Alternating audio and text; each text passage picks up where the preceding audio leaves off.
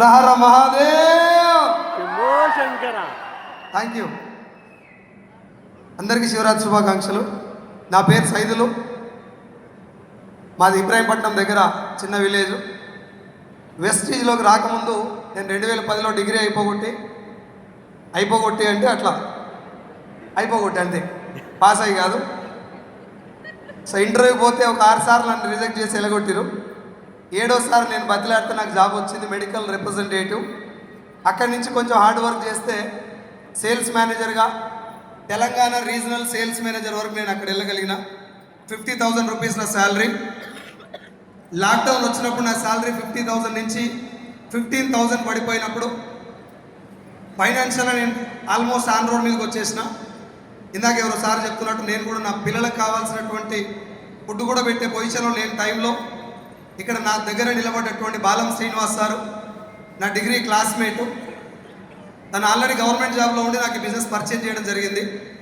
పరిచయం చేసిన వెంటనే నేను ఇందులో సబ్బులు సరుకులు చూసి బిజినెస్లోకి రాబుద్ది కాలేదు. నాకు తెలంగాణ సేల్స్ మేనేజర్ కాబట్టి వెంటనే రాలేదు. ఒక 4 నెలలు తను నన్ను ఫాలోఅప్ చేయటం వల్ల ఒక మీటింగ్కి వెళ్ళి డైరెక్ట్ సెల్లింగ్ అంటే ఒరిజినల్ కాన్సెప్ట్ ఏంటిది, ప్రతి ఒక్క ఇండస్ట్రీలో మంచి చెడు రెండో ఉన్నట్టుగానే డైరెక్ట్ సెల్లింగ్ ఇండస్ట్రీలో కూడా మంచి చెడు రెండో ఉంటాయి. అందులో మంచి కంపెనీ వెస్టీజ్ అని అర్థమైన తర్వాత ఒక 6 నెలలు పార్ట్ టైం జర్నీ చేస్తూ నేను బిజినెస్ను ఇందులో ఉన్నటువంటి విషయాల్ని చాలా దగ్గర నేర్చుకున్నా. బట్ సంస్కారం మాత్రం మా ఎంఎస్ఆర్ గారు నేర్పడం జరిగింది. ఈ మాట ఎందుకు అంత బలంగా చెప్తున్నా అంటే ఈ బిజినెస్లో చాలామంది ఒక స్థాయికి వచ్చిన తర్వాత ఆగిపోవడానికి లేదంటే కొంతమందితో బిజినెస్ చేయకపోవడానికి మెయిన్ కారణం మన దగ్గర ఉన్నటువంటి కొన్ని చిన్న చిన్న లోపాలు, మాట్లాడే విధానం కావచ్చు, వేరే వాళ్ళతోటి మనం కలుపుకోబోయేటటువంటి పద్ధతి కావచ్చు, చాలా రకాలుగా లోపాలు ఉన్నాయి. నా దగ్గర కూడా లోపాలు ఉండే. ఎంఎస్ఆర్ గారితో జర్నీ చేయటం వల్ల మనిషి అనేవాడు తనని తాను మార్చుకునే కొద్దీ ప్రపంచాన్ని తను కొత్తగా చూడగలుగుతారని చెప్పి తన యొక్క జర్నీ వల్ల తన మాటల వల్ల అర్థం చేసుకొని 6 నెలలు పార్ట్ టైం చేసిన ఈ బిజినెస్ని. మార్నింగ్ 2 గంటలు వెస్టేజ్, ఈవినింగ్ 2 గంటలు వెస్టేజ్. మార్నింగ్ 9 to 9 నా జాబ్లో లాక్డౌన్ తర్వాత మళ్ళీ నా శాలరీ 50,000 వస్తుంది. కానీ మనసులో భయం ఉంది. ఈరోజు ఒక లాక్డౌన్ వస్తే శాలరీ 15,000 పడిపోయింది, ఇంకొక లాక్డౌన్ వస్తే ఖచ్చితంగా 0కి వస్తుంది అని చెప్పి నేను ప్రాణాలతో ఉన్నప్పుడే నా ఫ్యామిలీ ఇంత కష్టాల్లో ఉంది, రేపు పొద్దున నేను లేకపోతే ఇంతకంటే ఎక్కువ కష్టాలు పడుతుందని చెప్పి 13,000 వచ్చినప్పుడు ఎంఎస్ఆర్ గారు నా భుజం మీద చేసి ఒక మాట చెప్పింది, సైదుల్ సార్ ఏదైతే అదైంది నేను చూసుకుంటాను, జాబ్ రిజైన్ చేసినా అని చెప్తే జాబ్కి రిజైన్ చేసిన.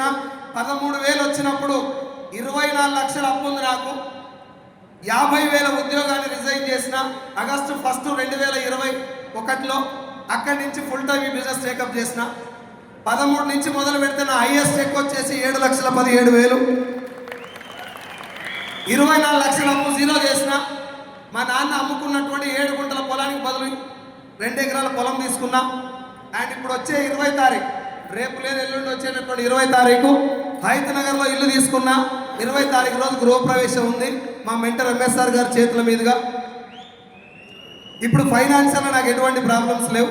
నన్ను బిజినెస్ పరిచయం చేసి నన్ను ఇక్కడ దాకా తీసుకొచ్చినటువంటి బాలం శ్రీన్ సార్ కావచ్చు, వెంకటేష్ సార్కు, పాండు సార్కు, అండ్ నన్ను మనిషిగా తీర్చిదిద్ది ఈ బిజినెస్లో ఇలా ఉంటేనే సక్సెస్ అవుతామని అనుక్షరం నన్ను నడిపించినటువంటి మా మెంటర్ ఎంఎస్ఆర్ గారికి మనస్ఫూర్తిగా కృతజ్ఞతలు తెలియజేసుకుంటాం. అండ్ ఫైనల్గా మీ అందరికి ఒకసారి ఒక మాట చెప్పాలనుకుంటే ఏంటంటే, తెలంగాణ అంటే పోరాటాల పురిటి గడ్డ. ఎస్ఆర్లో ఒక దగ్గర కాదు, మీరు ఎక్కడైనా ఒక్క పేజీ తెరిచి చూడండి, ఒక్కొక్క చరిత్ర చూస్తే ఎంట్రుగా నిలబడేటటువంటి చరిత్ర తెలంగాణది. అవునా? శివరాత్రి అనే మహాపర్వదినాన్ని కూడా పక్కన పెట్టి వచ్చి కూర్చున్న మీ అందరు కూడా చెప్తున్నా, మళ్ళీ వచ్చే శివరాత్రికి అకౌంట్లో ఎంత ఉండాలో రాసి పెట్టుకొని ఇక్కడి నుంచి బయలుదేరాలి. 1,00,000 రూపాయలు వచ్చిందాక మాత్రమే నీ హార్డ్ వర్క్. ఒక్కసారి 1,00,000 మీ ఇంటికి వచ్చిందంటే నీ నోట్లకి వెళ్ళి వచ్చే మాట మారుతుంది, నిన్ను పిలిచే పిలుపు మారుతుంది, నీకు ఇచ్చే ఛాయ్ కప్పు కాడికి వెళ్ళి మారుతుంది అని చెప్పి తెలియజేసుకుంటూ సెలవు తీసుకుంటున్నా. Thank you so much. విషయం